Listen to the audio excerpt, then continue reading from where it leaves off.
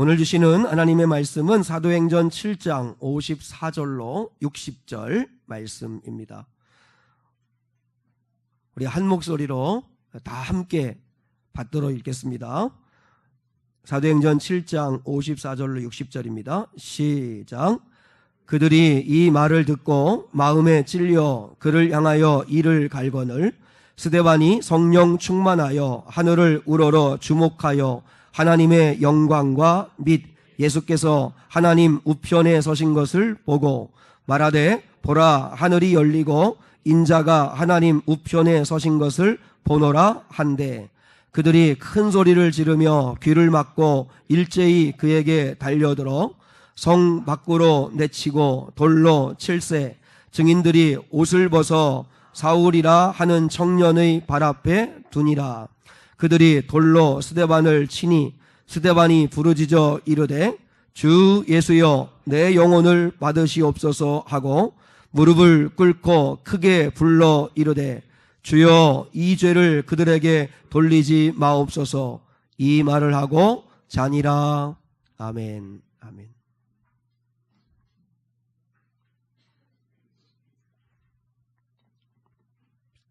이런 길이기에 나는 갑니다. 이런 길이기에 나는 갑니다. 라고 하는 제목으로 하나님의 말씀에 은혜를 나누기를 원합니다.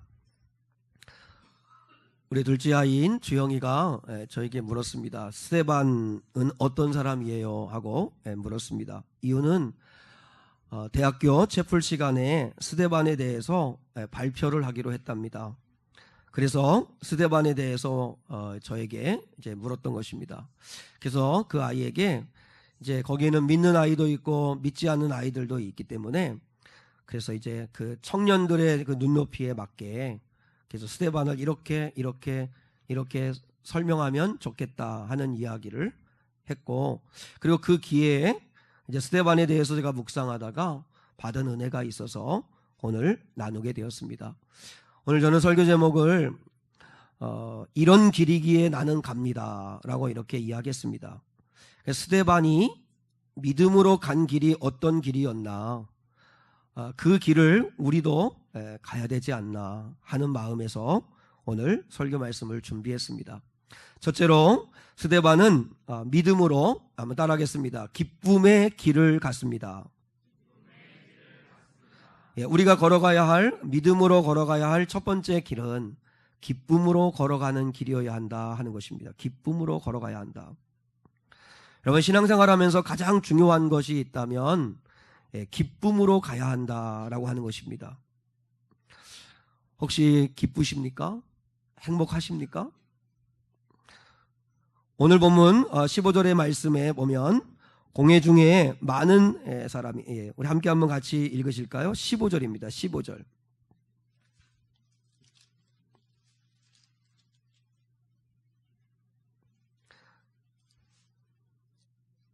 죄송해요. 6장 15절. 6장 15절. 맞습니까? 네. 네, 6장 15절의 말씀을 한번 같이 읽겠습니다. 시작. 공회 중에 앉은 사람들이 다 스데반을 주목하여 보니 그 얼굴이 천사의 얼굴과 같더라. 지금 스데반이 돌에 맞아서 순교를 당하고 있는 때입니다. 무슨 죄를 지어서 돌에 맞아 죽는 게 아니고 예수를 증거했다는 이유로 성전을 모독했다는 이유로 유대인들에게 미움을 받아서 돌에 맞아 죽고 있습니다. 어떻게 보면 억울할 수도 있고 참 힘든 마음일 수도 있는데 그런데 놀라운 것은 오늘 성경에 보니까 의사 누가는 그때 순교할 때 스데반을 주목하여 보니까 그의 얼굴이 천사의 얼굴과 같았다. 이렇게 고백합니다. 이 천사의 얼굴이 어떤 얼굴일까 참 궁금한데 근데 무엇보다 확실한 것은 그는 기쁨의 사람이었다 하는 것은 틀림없는 것 같습니다. 은혜가 임하는 교회, 성령이 역사하는 교회의 성도들의 특징이 있습니다. 행복한 교회, 그리고 부흥하는 교회, 그리고 좋은 교회의 특징이 있습니다. 성도들의 표정이 밝다는 것입니다. 그리고 성도들이 친절하다는 것입니다. 그리고 모이면 대화를 하면 항상 웃음꽃이 핀다는 것입니다. 그런데 성령이 떠나간 교회의 특징은 뭐냐면 자꾸 만나 이야기하면 큰 소리가 납니다. 회의하면 다툽니다. 성도들의 표정이 어둡습니다. 그리고 자꾸 판단하고 정죄를 합니다. 감싸주기보다는 자꾸 판단하고 지적하기를 잘한다는 거죠. 그러면 우리 교회는 어떤 교회일까? 오늘 찬송할 때도 이런 교회 되게 하소서 했는데 우리 교회는 과연 어떤 교회일까? 여러분의 가정은 어떻습니까? 여러분의 가정은 웃음꽃이 핍니까? 여러분의 가족들은 표정이 다 밝으십니까? 거기엔 용서가 있고 기회가 있고 사랑이 있고 품어줌이 있고 합니까? 아니면 늘 판단하고 혼내고 지적하고 그렇게 하는 어두운 가정의 분위기입니까? 예수님께서 요한복음 17장 13절에서 이렇게 우리를 위해서 기도해 주셨습니다. 무슨 기도를 해주셨냐면 내 기쁨이 저들 안에 차고 넘치게 해주십시오. 이렇게 기도했습니다. 자, 한번 따라하겠습니다. 내 기쁨이, 준하기 성주도 목사님 보고, 내 기쁨이 저들 안에 차고 넘치게 해주십시오. 예수님이 우리를 위해 기도해 주시는데 무슨 기도를 해주셨냐면 기쁨이 넘치게 해주십시오 하고 기도했어요. 기쁨이 넘치게 해주십시오. 확실한 건 참된 그리스도인의 표지가 뭐냐면 기쁨과 평안입니다. 기쁨은 이렇게 얼굴을 통해 드러난다면 평안은 내 마음의 상태겠죠. 내가 구원받은 자인가? 내가 구원받은 증거가 있는가? 뭘로 할 수 있어요? 기쁨이 있는가요? 기쁨이 있는가? 예수님을 믿는다고 하면 반드시 기뻐야 합니다. 한번 생각해 보세요. 예수님이 구원자고 예수님이 내 삶의 주인이신데 기쁘지 않다. 예수님을 믿는데 기쁘지 않다. 그러면 뭔가 우리에게 문제가 있다는 거죠. 그래서 생각해 봅니다. 제가 목회를 하는데 기쁨 없이 목회를 한다. 기쁨 없이 목회를 한다. 목회를 하는데 설교를 하고 설교를 준비하고 신방을 하고 그리고 또한 새벽 기도를 하고 또 성도들을 섬기는데 기쁨은 없이 한다면 그러면 그건 일이죠. 일. 그냥 직장생활 하는 거죠. 직장생활. 그리고 저는 사꾼이죠. 그냥 월급 받으려고 하는 거죠. 월급 받으려고. 그럼 우리 성도들도 똑같습니다.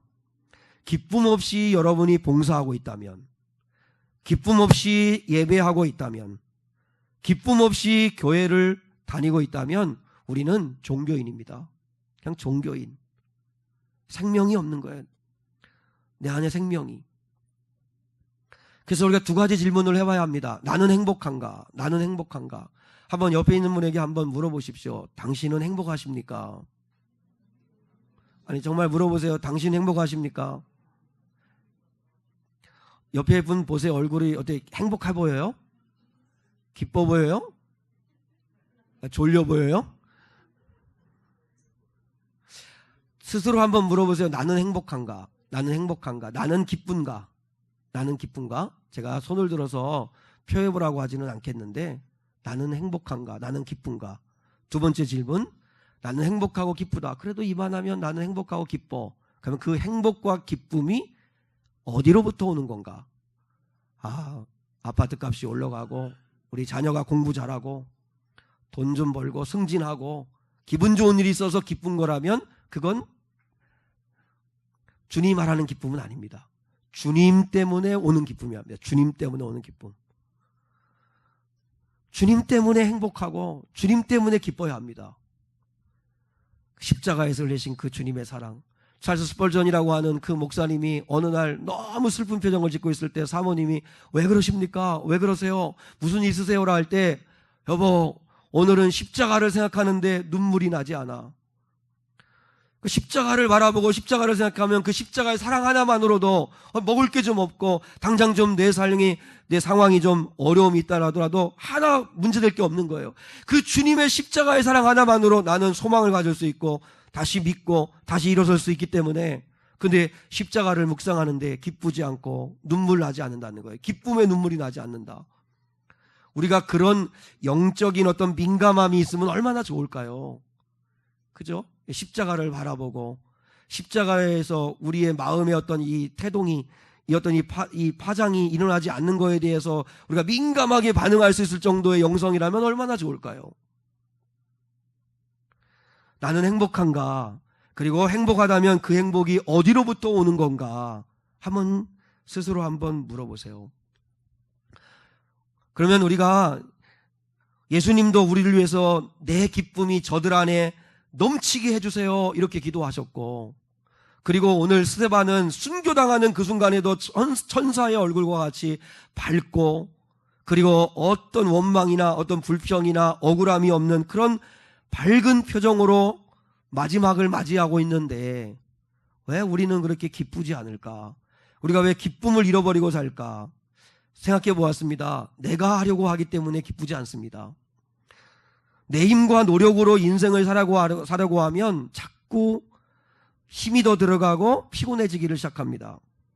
부부 문제, 가정 문제, 자녀 문제, 인생의 문제를 내가 풀려고 하면 더 힘이 들어갑니다. 더 힘이 들어가면 피곤하고 지칩니다. 대신 주님께 나오셔서 힘을 빼십시오. 그리고 주님께 솔직하게 도움을 구하십시오. 주님께 솔직하게 털어놓으십시오. 주님과 상의하면 좋겠습니다. 너무 근심하지 말고 주님에게 나와 쏟아놓을 수 있는 은혜가 있기를 축복합니다. 그리고 주님을 위한 희생이 없기 때문에 기쁨이 없습니다. 이상하죠? 사랑에 수고를 하면 기쁩니다. 사랑에 수고를 하면 기쁩니다. 한번 주님의 일을 한번 해보세요. 주님을 위해서 여러분이 한번 희생을 해보세요. 주님을 위해서 여러분이 한번 고생을 해보세요. 기쁩니다. 그래서 섬기는 자가 오히려 더 기쁨이 있어요. 사랑에 수고를 하는 자가 기쁨이 있어요. 이게 진짜 기쁨이에요. 그저 대접받고, 그저 높임받고, 그저 상대가 날 알아주지 않는다고 그래서 기쁘지 않다고 생각하지 말고 여러분이 한번 그렇게 해보세요. 그리고 왜 기쁘지 않은가? 죄를 지으면 기쁘지 않습니다. 죄를 지으면 기쁘지 않습니다. 내가 죄악 가운데 있잖아요.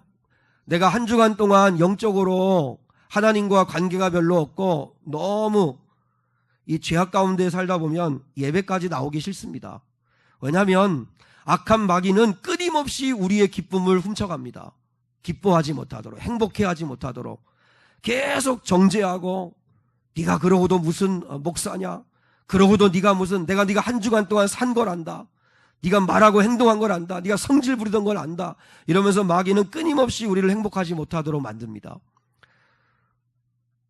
죄가 있는 한 하나님 앞에 나와서 예배하기가 힘듭니다. 그럼에도 불구하고 와야 합니다. 저는 시편 51편의 다윗의 기도가 참 좋습니다. 이 시편 51편은 다윗의 회개시거든요. 회개하면서 드린 기도인데 이렇게 말해요. 자기 다윗이 얼마나 큰 죄를 지었어요. 간음죄를 지었죠. 우리아를 살인교사했죠. 진짜 나쁜 사람입니다. 그럼에도 불구하고 하나님 아버지 앞에 뻔뻔하지만 나와서 정말 마음을 다 쏟아놓으면서 하는 기도가 뭐예요? 나를 주 앞에서 쫓아내지 마시고 구원의 즐거움을 회복시켜 주십시오 하고 기도하잖아요. 지금 다윗이 죄 지으니까 기쁨이 없는 거예요. 너무 괴로운 거예요. 그러니까 하나님 아버지 앞에 나를 주 앞에서 쫓아내지 마시고 구원의 즐거움을 내게 회복시켜 달라고 기도합니다. 한번 따라해 보세요. 나를 주 앞에서 쫓아내지 마시고 구원의 즐거움을 회복시켜 주옵소서. 마귀가 원하는 대로 살지 말고 저는 우리 사랑하는 성도들이 정말 기뻐하기로 선택할 수 있기를 축복합니다. 기뻐하고 기도하고 데살로니가전서 5장 16절로 18절에 보면 항상 기뻐해라, 쉬지 말고 기도해라, 범사에 감사하라는 우리가 의지적인 선택입니다. 원망할 수 있는 상황에서 감사를 선택하는 거고, 그리고 낙심할 수 있는 상태에서 내가 오히려 기뻐하기로 선택하는 겁니다. 그리고 선포하는 겁니다. 그러면 하나님이 들으시고 우리의 마음을 바꾸시고 그리고 더 나아가 환경도 바꿔주세요. 그건 우리가 선택해야 합니다. 자꾸 원망하는 거 선택하고 불평하는 거 선택하고 탓하는 거 선택하지 말고 믿음으로 살아보겠다고 선택해야 합니다. 우리가 믿음으로 산다는 게 뭐냐면 번지 점프하는 것과도 같은 것 같아요. 번지 점프를 하는 사람들 한번 보세요. 수십 미터 되는 절벽에서 떨어져도 죽지 않는다는 확신을 가지고 뛰어내립니다. 물론 안전장치를 하고 뛰어내립니다. 그러니까 그들이 수십 미터 절벽에서 뛰어내릴 수 있는 건, 그래도 죽지 않는다고 생각할 수 있는 건 안전장치를 믿기 때문입니다. 안전장치를 믿고 뛰어내립니다. 우리의 믿음도 똑같습니다. 하나님의 손이 우리의 발목을 붙들고 있다는 사실을 믿고 우리는 뛰어내려야 합니다. 순종의 뛰어내림이 있어야 합니다. 순종의 번지 점프를 한번 해보세요. 하나님이 우리를 붙들고 있는 이 안전장치는 하나님의 의로운 손입니다. 하나님의 의로운 손은 결코 실수하지 않습니다. 번지 점프의 줄이 끊어질 수도 있고 녹슬 수도 있고, 그래서 안전사고가 나가지고 심지어는 죽을 수도 있을지 모르겠지만, 하나님이 붙들고 계시는 의로운 손이라고 하는 안전장치는 절대로 실수하는 법이 없습니다. 우리가 고난받을 수도 있고 실패할 수도 있고, 오늘 스데반처럼 돌에 맞아 죽을 수도 있습니다. 정말 억울할 수 있죠. 물론 우리가 실제로는 그렇게 되지 않겠지만, 그러나 예수를 믿는다는 이유 때문에 실제로 돌에 맞지는 않을 수도 있지만 누군가에게 비난받을 수도 있고 누군가에게 오해받을 수도 있고, 내가 때때로는 희생해야 되고 손해봐야 될 때도 있겠지만, 그럼에도 불구하고 하나님의 손이 우리를 붙들고 있다는 사실을 기억하고 감사하고 기뻐하기로 선택할 수 있기를 축복합니다.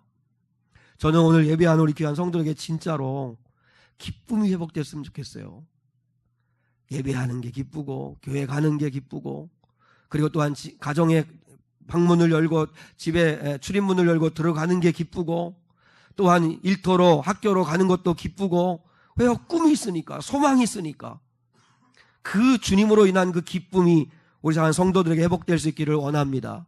그래서 누군가가 여러분을 바라볼 때 정말 천사의 얼굴과 같다라고 하는, 정말 이렇게 무엇 때문에 이렇게 얼굴이 밝으냐고 하는 이야기를 들을 수 있으면 얼마나 좋을까 하는 생각을 합니다.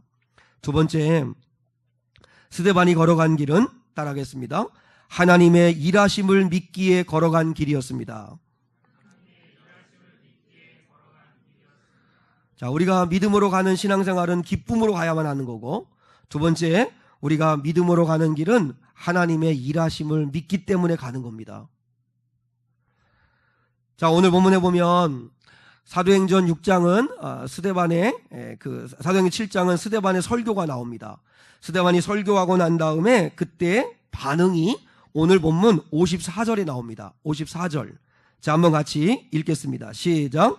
그들이 이 말을 듣고 마음에 찔려 그를 향하여 어떻게 했어요?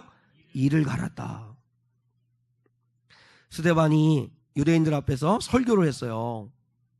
저는 얼마나 감사해요, 그죠?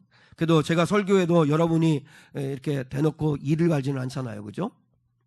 근데 스데반은 설교를 하는데 그 설교를 듣고 마음에 찔리자 유대인들이 이를 갈기를 시작했어요. 그리고 결국은 스데반을 돌로 쳐요. 근데 사도행전 2장 37절에 보니까 사도 베드로가 설교하는 내용이 비슷한 상황이 나와요.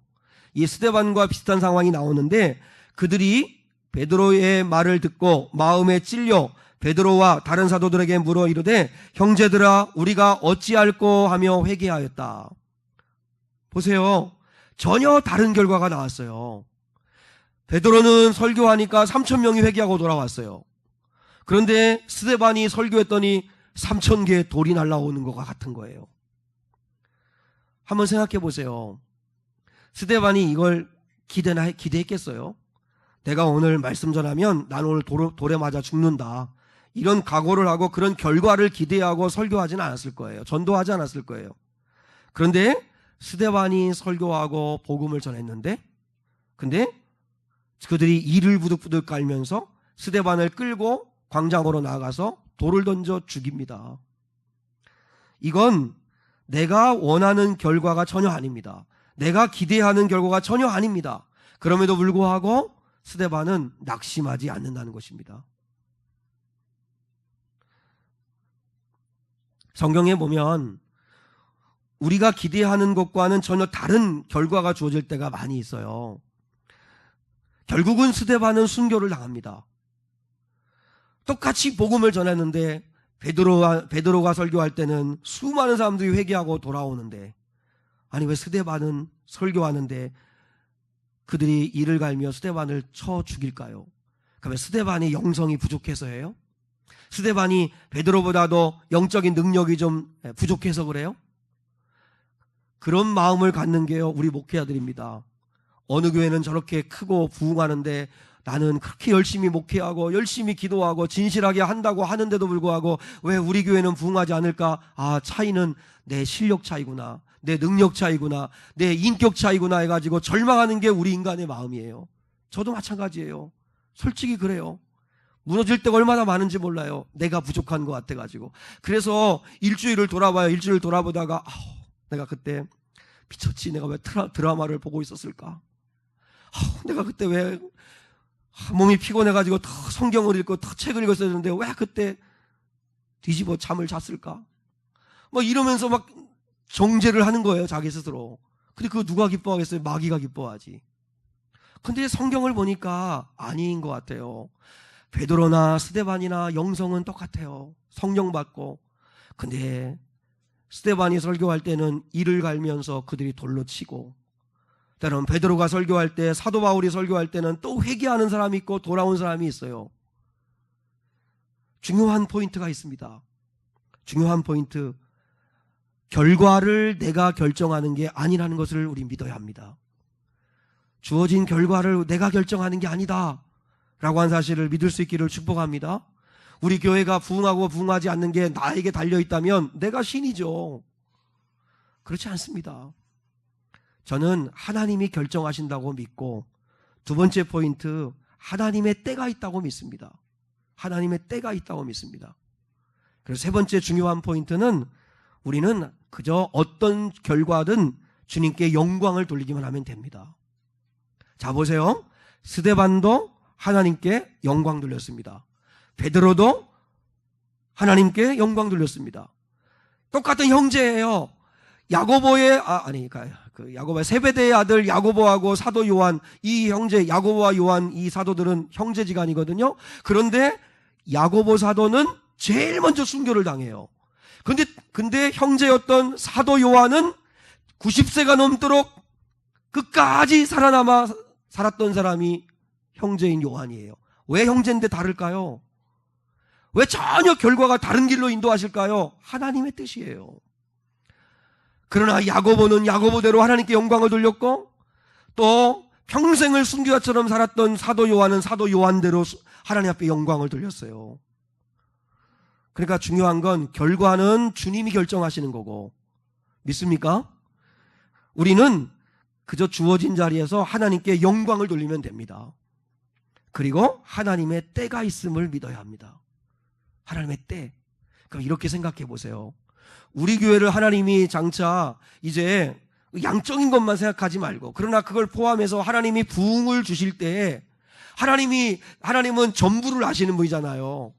알파와 오메가 되시는 분이니까 전부를 아실 거야. 우리 교회 20년 뒤를 아실 거고 25년 뒤를 아실 거고, 나는 그 결과도 지금 우리가 어떤 태도로 주님을 섬기냐에 따라서 바뀔 수 있다고 생각해요. 그러면 지금 비록 작은 교회일 수 있고, 지금 비록 이렇게 상가에 있는 교회일 수 있지만, 지금 영광을 하나님께 돌리면 주님이 5년 뒤, 10년 뒤에 어떻게 역사하실지는 그건 주님이 또 하시는 거잖아요. 아멘도 안 하시네요. 그러니까 우리는 주님 앞에 결과는 주님이 결정하시는 거고, 주님의 때가 있는 거고, 나는 어떤 상황에서 하나님께 영광이 되고 기쁨이 되겠다, 이렇게 나갈 수 있기를 주님의 이름으로 축복합니다. 우리가 다 이해가 되지 않아도 하나님의 일하심을 스데반이 믿었던 건, 자, 58절을 보겠습니다. 58절입니다. 58절 시작.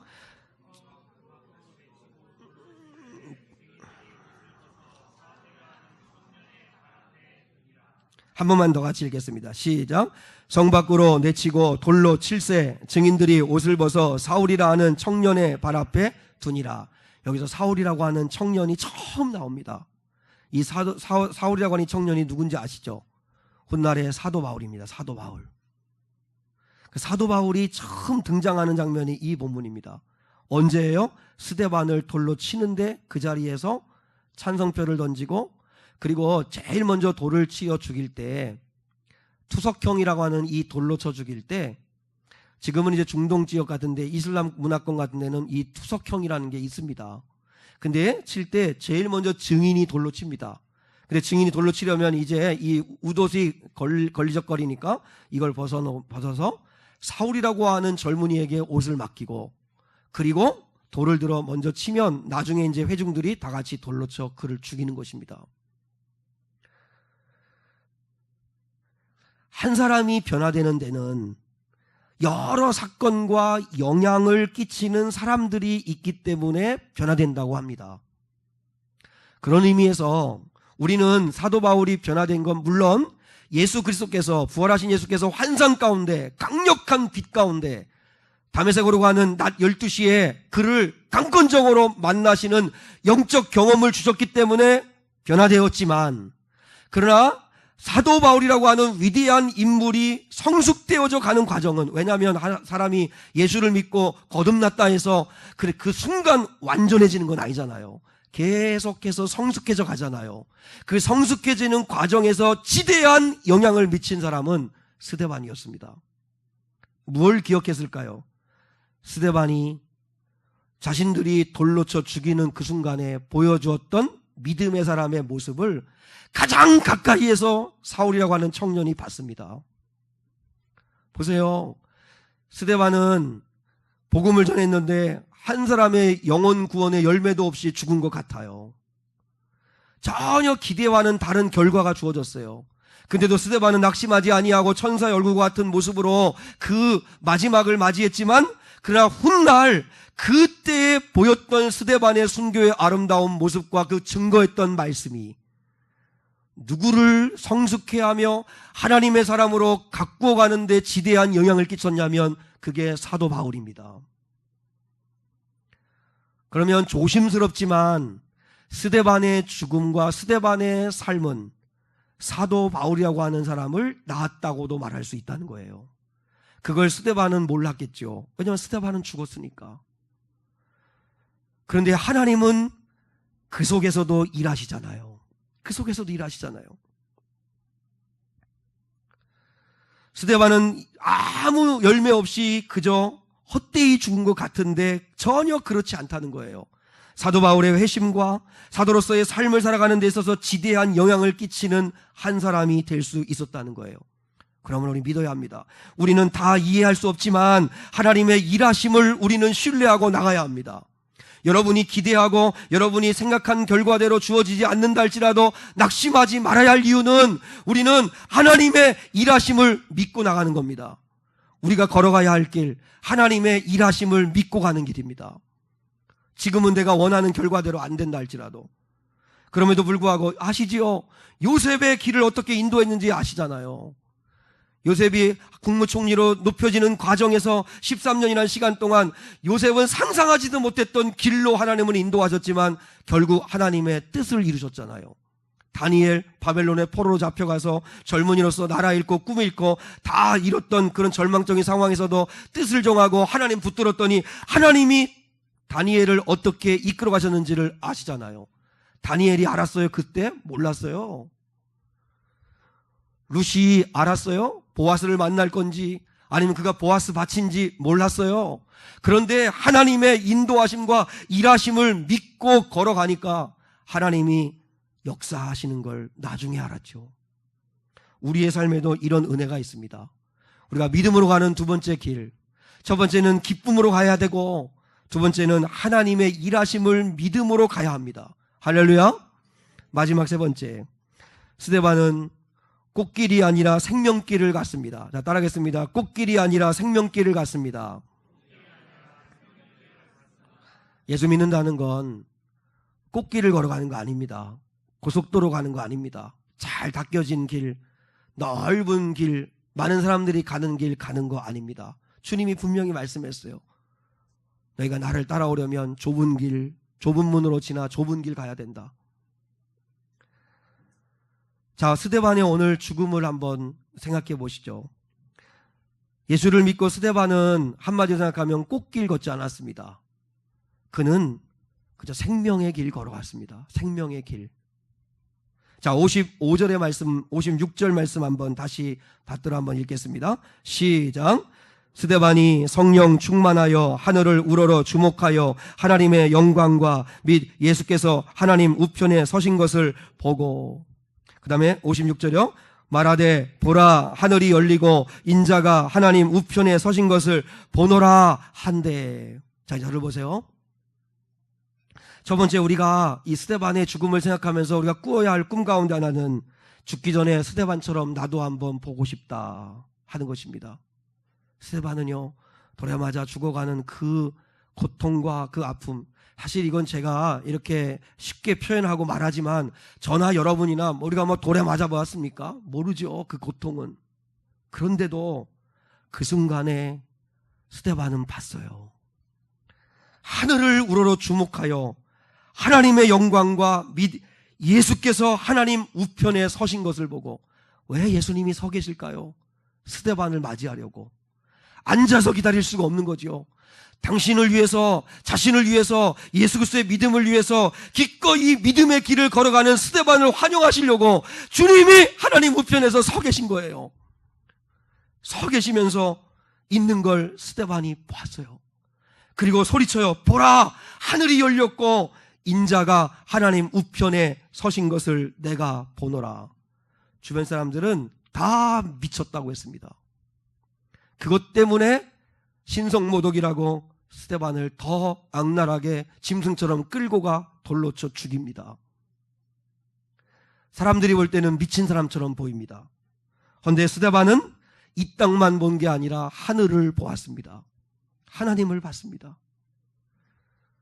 저는 우리 사랑하는 성도들과 저에게 이런 은혜가 임하면 얼마나 좋을까. 이 땅만 보고 사는 게 아니라 하나님을 보면 얼마나 좋을까. 하나님의 나라를 볼 수 있으면 얼마나 좋을까. 누가 소경일까요? 예수님이 이런 말씀하셨어요. 얘들아, 너희가 본다고 하나 그러나 정말 봐야 할 것을 보지 못하는 너희가 소경이다. 저 앞을 보지 못하는 시각장애인들이 소경이 아니라 저들은 보지 못하나 그러나 저들은 진정한 것을 볼 줄 아는 자들이기 때문에 너희들이 소경이다.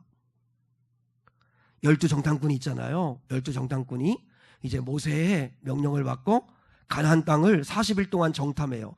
12명이 똑같이 40일 동안 가나안 땅을 돌아보고 거기에서 얻은 그 포도 열매를 어깨에 메고 그리고 돌아와서 보고를 하는데 다수인 10명.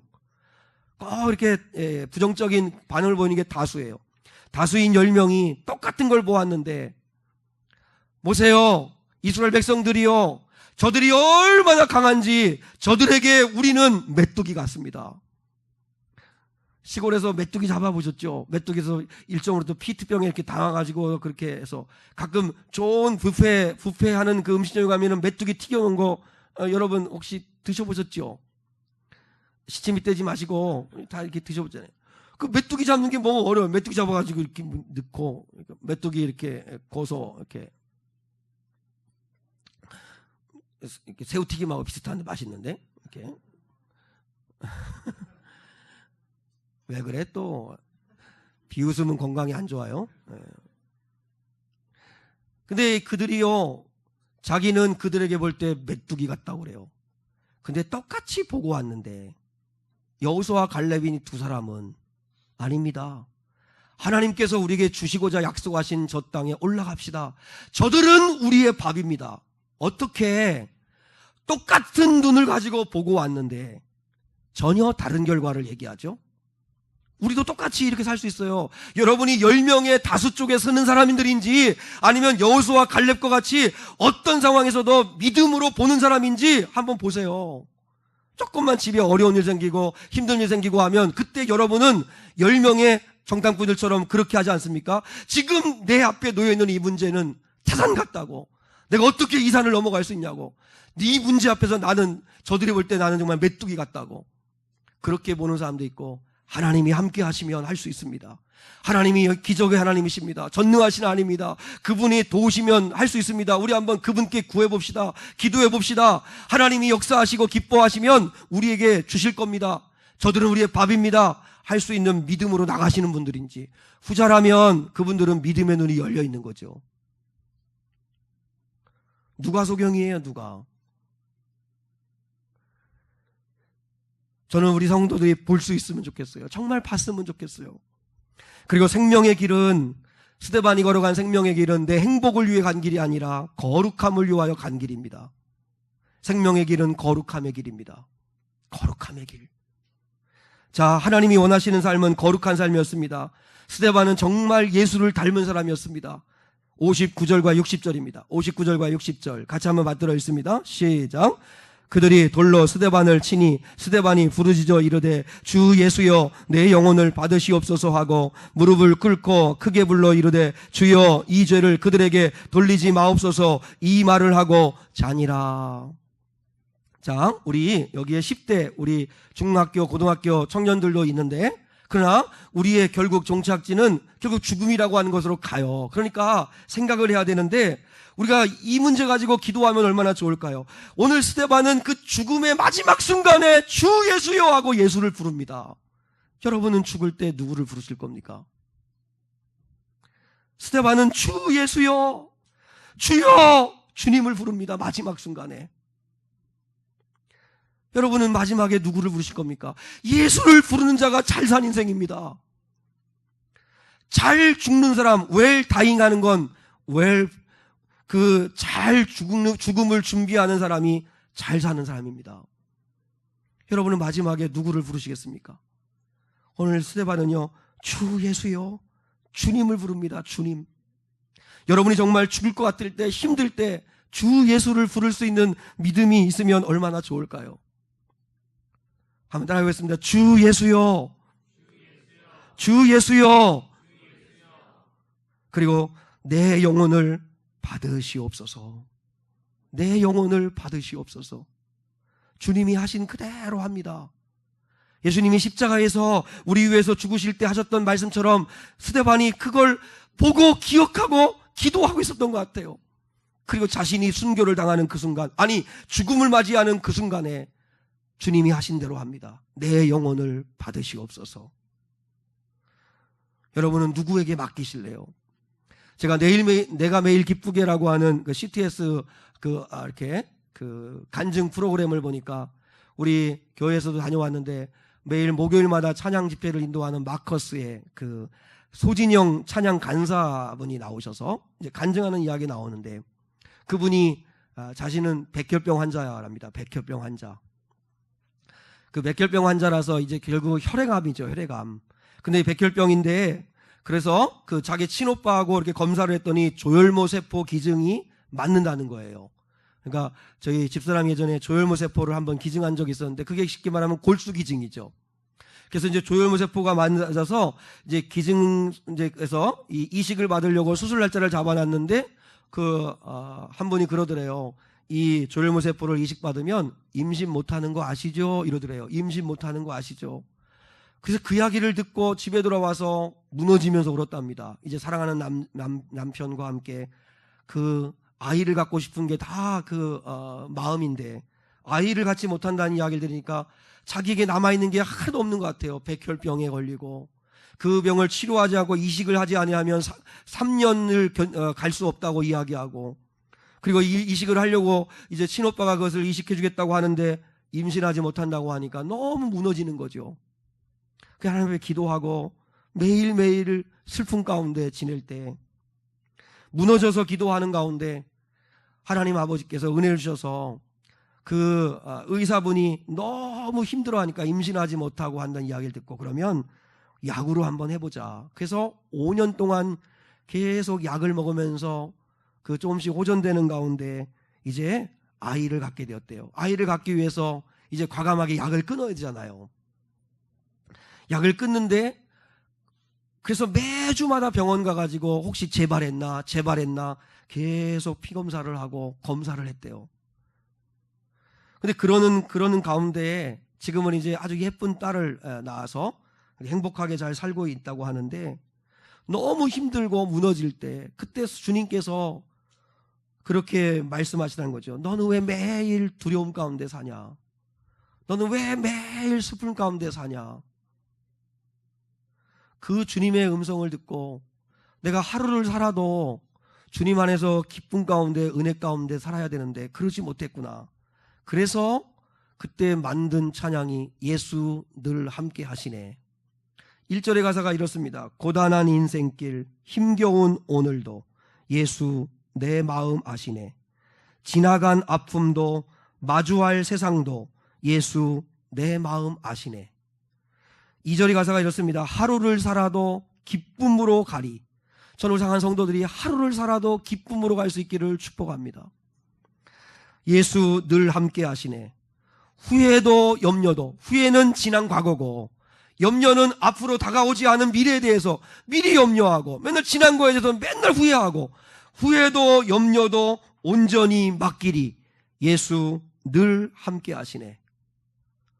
여러분, 예수님이 나와 함께 하시면 그저 오늘 하루를 살아도 내가 기쁨으로 살고 믿음으로 이 길을 가야 되는데 내가 아버지 앞에 맡기지를 못했구나. 그래서 아버지에게 내 생명 맡깁니다. 내 아이 맡깁니다. 오늘 스데반이 기도한 것처럼 내 영혼을 받으시옵소서 한 것처럼 맡겼다고요. 한번 생각해 보세요. 내가 이 땅을 떠나야 된다면 내 사랑하는 아내와 내 자녀들을 누구에게 맡기실래요? 누구에게? 주님에게 맡겨야죠. 주님에게. 주님, 주 예수여, 내 아이들을 받으시옵소서. 내 미래 생명을 받으시옵소서. 내 노후를 받으시옵소서. 우리 미래교회를 주님 받으시옵소서. 주님께 드려야죠. 그리고 마지막 하나, 저들의 주여 이 죄를 그들에게 돌리지 마옵소서. 주여 이 죄를 저들에게 돌리지 마옵소서. 황성주 박사라고 하는 분이 그 임종을 맞이하는 1000명을 대상으로 해서 조사를 했답니다. 임종을 맞이하는 1000명의 그 어르신들을 조사해서 그래서 그 상황을 이렇게 살펴보니까 거의 대부분의 사람들이 무엇을 후회하느냐면 여러분도 다 아시겠지만 더 사랑하지 못한 거. 내가 왜 그때 용서해 주지 못했나? 내가 왜 그때 양보하지 못했나? 내가 왜 그때 이해해 주지 못했나? 결국은 사랑하는 사람에게 고맙다고 미안하다고 사랑한다고 그 말 못하고 행동하지 못한 걸 1000명의 임종을 맞이하는 분들을 연구해 보니까 한결같이 그 얘기를 하더라는 거예요. 제가 한 가지 이야기만 하고 말씀 마치려고 합니다. 어느 방송에 보니까 명품 핸드백 중독에 가까운 증상을 보이는 어느 젊은 여자를 이렇게 인터뷰하는 내용이 나옵니다. 그 여성분의 방 안에 가니까 온갖 명품 핸드백이 색깔별로 모양별로 꿈의 방이에요? 그게 가득하더래요. 그것도 모자라서 일본에서 발행하는 명품에 관한 잡지를 정기 구독하면서 그러면서 새로 나온 디자인을 구입하는 일에 온 신경을 쓰더래요. 물론 뭐 그렇게 경제력이 되는 분이겠지만. 그래서 그 기자가 물었대요. 왜 굳이 이렇게 명품 핸드백을 모으려고 하십니까? 이 여자의 대답이 이랬다고 합니다. 이걸 들고 다녀야 그래야 이걸 들고 다니면 사람들의 눈길이 느껴져요. 저를 쳐다보는 그 눈길이. 그렇게 대답을 하더래요. 그러니까 이 여인은 수십만 원, 수백만 원 하는 호가하는 그 명품 핸드백을 들고 다니는 이유는 딱 하나입니다. 남들의 시선입니다. 남들이 보는 눈길. 그거 느끼려고 그런데요. 이 얼마나 어리석은 삶일까요? 생각해 보세요. 여러분이 10년 전에 여러분이 입고 다니던 브랜드 옷을 기억해 주는 사람은 없습니다. 여러분 지금 중학교, 고등학교 때 여러분이 신고 다녔던 신발 브랜드를 기억하지 않습니다. 사람들이 기억하는 건 어떤 삶을 살았나, 얼마나 사랑하며 살았나, 얼마나 용서하며 살았나, 얼마나 가치 있게 살았나의 삶을 기억하는 거죠. 비닐봉지에, 검은 비닐봉지에 금덩어리가 들어있을 수도 있고 명품 핸드백 속에도 시시한 잡동사니가 가득 들어있을 수도 있습니다. 중요한 건 내용물입니다. 내용물. 그래서 사도 바울은 고린도후서 4장 7절에서 나는 질그릇인데 질그릇인 내 안에 보배이신 그리스도가 있다 고백했습니다. 질그릇이면 어떻습니까? 내용물이 그리스도인데, 예수의 생명이 내 안에 있는데, 예수님을 사랑하고 있는데, 근데 우리는 명품 핸드백을 들고 다니면 뭐예요? 그 안에 잡동사니만 있다면 무슨 소용이 있어요? 비닐봉지라도 그 안에 금덩어리가 있는 게 그게 더 값비싼 것처럼 우리가 하나님 아버지 앞에, 그렇다고 여러분의 외모를 포기하지 말라는 뜻은 아닙니다. 여기서 여러분 포기하시면 서로 교회 생활하기 힘듭니다. 여러분 가꾸셔야죠. 여러분 열심히 가꾸셔야 합니다. 내가 이렇게 보니까 다 가꾸셔야 할 분들이에요. 가꾸셔요. 네, 그렇다고 명품에 너무 그런 거에, 더 그다음에 사는 집에, 뭐 평수에, 아니면 입고 다니는 옷에, 여러분 다 옷은 다 걸레 같죠? 그렇게 생각하지 말고 여러분 안에 내용물이 중요합니다. 내가 얼마나 용서하나, 얼마나 사랑하나, 얼마나 그리스도를 내가 닮아가나. 오늘 스데반은 마지막 죽을 때 내 영혼을 받으소서, 주여 이들을 용서하소서. 용서할 수 있는 게 얼마나 위대한 힘일까요? 우리가 그렇게 살아야 합니다. 스데반이 죽었나요? 스데반이 불쌍한가요? 그렇지 않습니다. 돌에 맞아 죽었으나 그는 잘못 산 인생이 아니었습니다. 왜냐하면 오늘 60절 마지막에 이렇게 말하고 있습니다. 이 말을 하고 뭐하니라? 이 말을 하고 자니라. 이게 그리스도 안에 있는 자들의 놀라운 은혜입니다. 우리는 죽음은 자는 겁니다.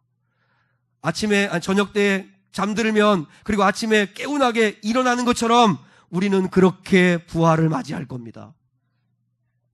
오늘 스데반의 죽음을 죽었다고 말하지 아니하고 잤다, 잠들었다 이렇게 얘기했습니다.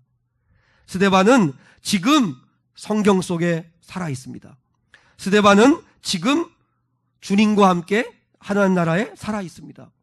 스데반은 지금 우리 마음 가운데 살아 있습니다.